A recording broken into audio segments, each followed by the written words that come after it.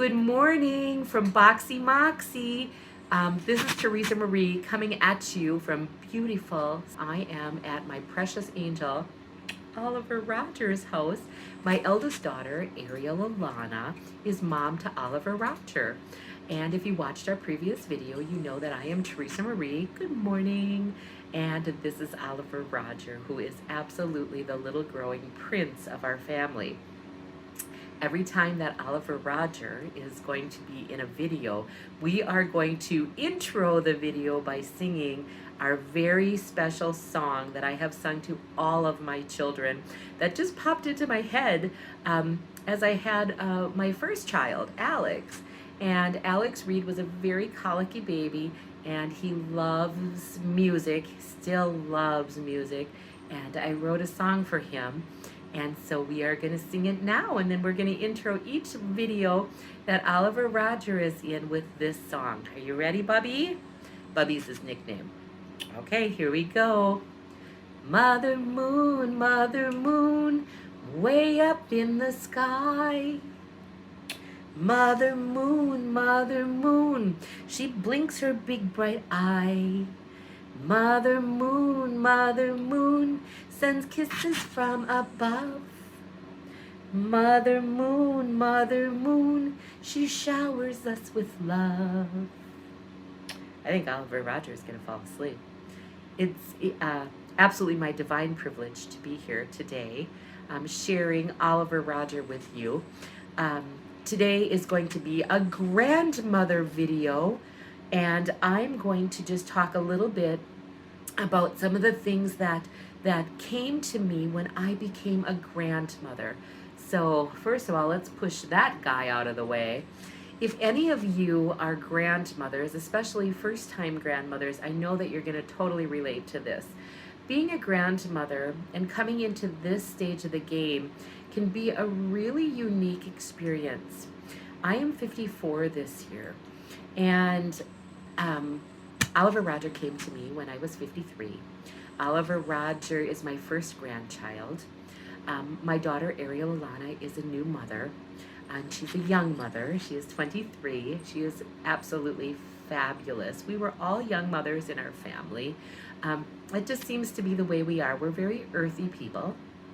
We are very connected, very soul connected to the earth. We are very soul connected to the sun, moon, and stars. And it just seems to align that we tend to bear our children very early in our life.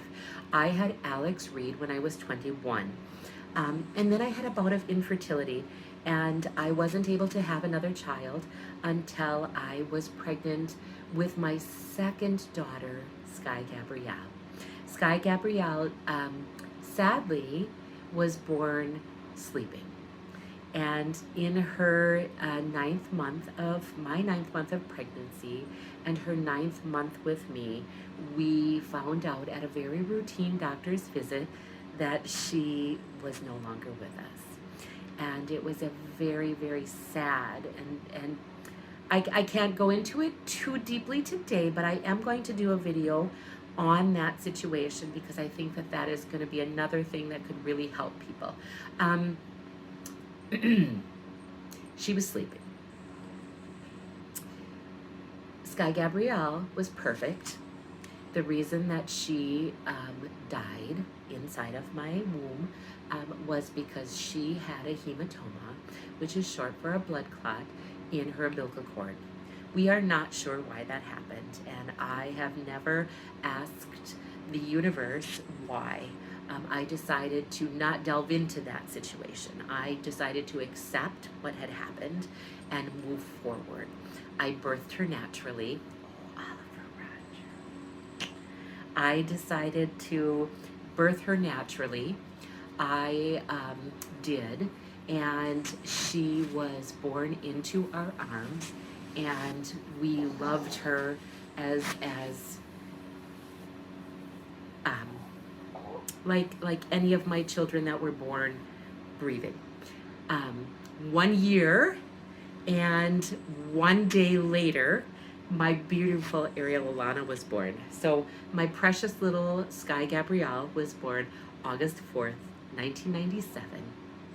Ariel Alana was born August 5th, 1998.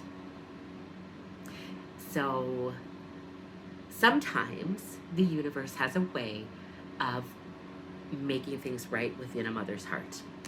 And again, that's just something that I will share with you in detail and in depth in another video for other moms that are struggling.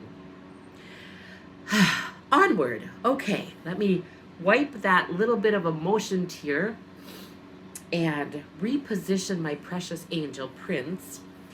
And he is going to snuggle in and take a nap while I film this. Anyway, so going forward, Oliver Roger was born to Ariel, and I, being a new grandmother, had to come to terms with not only did I have a new grandbaby at an early stage in my life, I was going through menopause, and I was coming to terms with the fact that I was no longer going to be of childbearing age. That can be a big deal for some people, and it was a big deal for me. I had my last daughter, Grace Marie, at age 41. I have always been extremely, extremely nurturing and mothering, and if I could have another child at 54, let me tell you, I absolutely would. But, again, I will say, life had different plans, and I no longer am childbearing age. And it is a time of my life that we have moved forward, and I am to be a grandmother, and I am to transition into that phase of my life, and I am going to be a grandmother to Oliver Roger, but I had to come to terms with that I am no longer able to bear children. And again, for some people, that's a blessing. And for some people, they're, yay, no monthly girl visit from Aunt Flo. No more of that, no more Diva cups, no more pads, no more tampons, no more of any of that worry and bother. For me, it was not like that. For me, it was a great sadness. For me, it was a time that said, my womb was saying that it was no longer willing to conceive children. And that was something I had to come to terms with. I had to be respectful of her being me, and I had to be respectful of her and say, okay, we're going to move forward. We're going to do this. We're going to let go, and I am going to realize that I am now a mature woman of non-childbearing age. Now, the Native American culture will tell you that they believe that a woman in menopause and during menopause is at some of her most wise moments. It is a time of clarity where you can think clearly, and there are not also other things clouding your judgment, and it is at your most wise times. And I have also held that center, and I have really, really taken that inside of me and held that in a place that I feel that is somewhat true for me. However, for me personally, as a person, it also was a time of great sadness. Not everybody else feels that way, and that, again, that's okay. For myself, I felt great sadness. I felt that option, as I had when I gave birth and became pregnant with Grace Marie at 41, was no longer there. And I'm not a girl that likes rules. I like to do things my own way. And suddenly, the world was saying, Teresa Marie, I got some rules for you. We're not going there anymore, and we're not having that way of life anymore, and we're going to do things a little differently. So, again, something I had to come to terms with. I would love to hear down below in comments if other women have experienced that, because again, most people are so happy, and everybody that I've talked to, including my sister Tammy Lynn, who was so excited due to some medical problems, had to have a hysterectomy, but she was so happy. She's like, girl, I don't understand what your problem is. I am so happy to never have to have a period again. I am so happy to let go of that. I do think that she also has moments that she, again, being extremely nurturing, would love to have a child. But again, she was totally okay with letting go of that part of her life. I, on the other hand, did not feel like that. So I would love to share with those feelings in other videos about menopause and different changes in a totally different perspective going forward through menopause than many other women have, in order to perhaps that's the wrong word, not in order, but maybe to connect with other women that are feeling more like myself, and not with that great relief that they don't have to go through the different struggles that you do when you are not menopausal and you are still having a period, and you are still having the different things that go with a uterus and a womb that still wants to bear children. So that being said, I am going to go take this time, and I'm going to go and snuggle in with this precious angel. I cannot tell you the joy that he brings me. It brings me even emotion to see him sleeping. There is never a time that I don't wrap him in my arms, that I just don't feel the emotion and the love. It's so hard to put into words.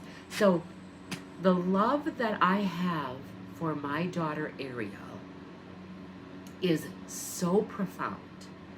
To see her be a mother, and to see her mother in her own private style, correct?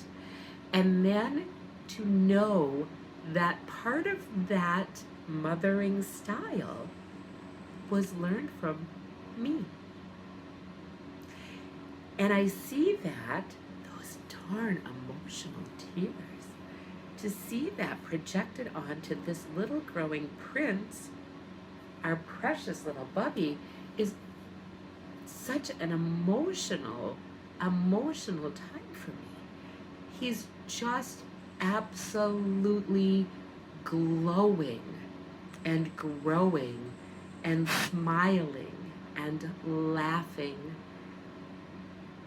He is absolutely thriving, and that is due, in my opinion, to his wonderful home life. He has a wonderful mother. He has a father who loves him. He has a nurturing household full of love. And if there is anything in the world that will grow a child, it will be that.